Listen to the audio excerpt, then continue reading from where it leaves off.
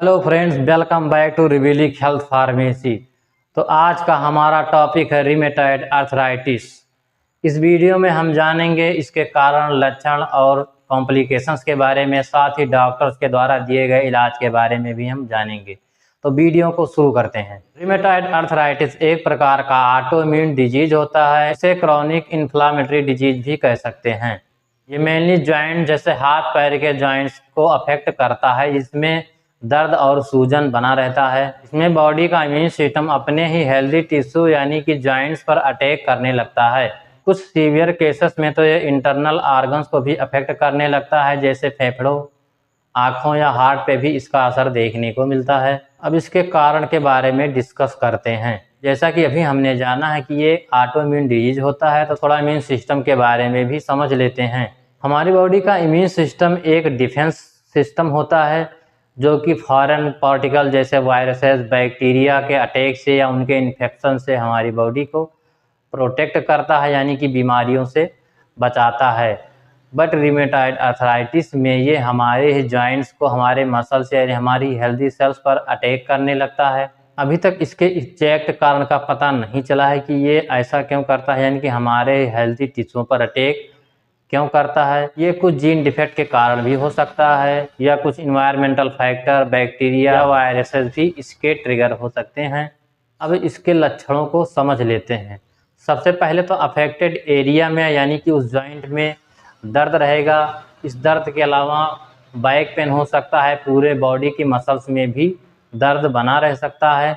साथ ही वहाँ पे सूजन रहेगा, स्टिफनेस रहेगा, टेंडरनेस रहेगा, यानी कि छूने पर दर्द हो सकता है। स्टिफनेस यानी कि थोड़ा हार्ड फील होगा। दर्द ज़्यादातर मॉर्निंग टाइम पे ही होता है।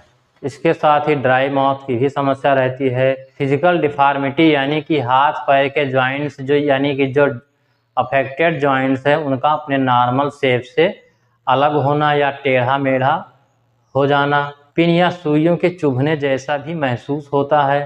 शुरुआती रिमेटॉइड आर्थराइटिस अंगुलियों जैसे हाथ की अंगुलियों को, उसके बाद पैरों के अंगुलियों को अफेक्ट करता है। जैसे जैसे बीमारी बढ़ती है या प्रॉपर इलाज नहीं होता है, तो ये कलाइयों, घुटनों, एंकल्स, कोहनी, इसके बाद हिप्स पे और कंधों पर भी इसका असर देखने को मिलता है। ये ज़्यादातर सेम जॉइंट में दोनों तरफ होता है। जैसे कि एक दाहिने हाथ के जिस जॉइंट में सूजन या दर्द होगा, तो बाएं हाथ के उसी जॉइंट में सूजन दर्द भी होगा। रिस्क फैक्टर मतलब कुछ ऐसे फैक्टर जो कि रिमेटॉइड आर्थराइटिस के रिस्क को बढ़ा सकते हैं। ये पुरुषों की अपेक्षा महिलाओं में ज़्यादा देखने को मिलती है, यानी कि अगर आप महिला पेशेंट हैं तो इसके होने के चांसेस आपको पुरुषों की अपेक्षा ज़्यादा है। वैसे तो ये किसी भी उम्र में हो सकती है, लेकिन ज़्यादातर ये मिडिल एज में होता है। इसके अलावा स्मोकिंग जैसे सिगरेट पीना, एक्सेस वेट, मोटापा भी इसके कुछ रिस्क फैक्टर हैं। डायग्नोसिस में कुछ फिजिकल एग्जामिनेशन जैसे दर्द, सूजन, रेडनेस व वार्म से भी इसको पहचाना जाता है। ब्लड टेस्ट जैसे ESR, CRP, NT, CCP, इसके अलावा MRI, कुछ एक्सरे भी डॉक्टर्स के द्वारा करवाया जाता है। अब इसमें दिए जाने वाले ड्रग्स के बारे में बात करते हैं। वैसे तो इसका कोई क्यूरेबल इलाज अभी तक उपलब्ध नहीं है, लेकिन कुछ सिम्प्टोमेटिक ड्रग्स दिए जाते हैं, जैसे एनसेड्स, DMARD या कुछ स्टेरॉइड भी दिए जाते हैं। एनसेड्स का मतलब non steroidal anti inflammatory drugs, जो कि सूजन व दर्द को कम करने के लिए दिया जाता है, जैसे ब्रूफेन, डाइक्लोफेनेक, एसिक्लोफेनेक, इटोरिकॉक्सिब, एंडोमेथाजिन, पायरोक्सिकेम, इनमें से कोई भी एक दिया जाएगा। स्टेरॉइड में बेसिकली कॉर्टिकोस्टेरॉइड जैसे मेथिल प्रेडनिसोलोन या प्रेडनिसोलोन, इनमें से कोई भी एक दिया जाता है। कुछ RMP डॉक्टर मेथिल प्रेडनिसोलोन का इंजेक्शन भी लगाते हैं, जिसकी पेशेंट को 2 महीने, 4 महीने या 6 महीने तक के लिए राहत मिल जाती है। DMARD मतलब disease modifying anti rheumatoid drugs.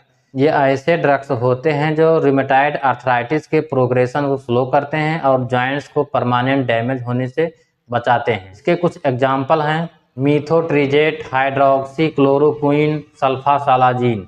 इसके कुछ साइड इफ़ेक्ट जैसे लीवर डैमेज, लंग्स इन्फेक्शन आदि देखने को मिलता है। अब ब्रीफ में हम डॉक्टर्स के द्वारा दिए गए दवाओं के बारे में थोड़ा जान लेते हैं। सबसे पहले दर्द और सूजन को कम करने के लिए एक एनेसेड जैसे इटोरिकॉक्सिब दिया जा सकता है। इसे एक टेबलेट सुबह और शाम खाना खाने के बाद लिया जाएगा।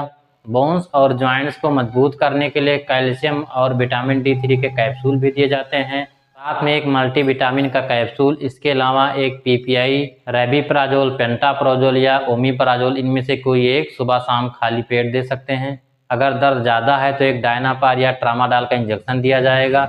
इसके अलावा कुछ RMP डॉक्टर्स एक इंजेक्शन मेथिलप्रेडनिसोलोन का भी देते हैं, जिससे कि पेशेंट को काफ़ी ज़्यादा राहत महसूस होती है। वीडियो को पूरा देखने के लिए थैंक यू।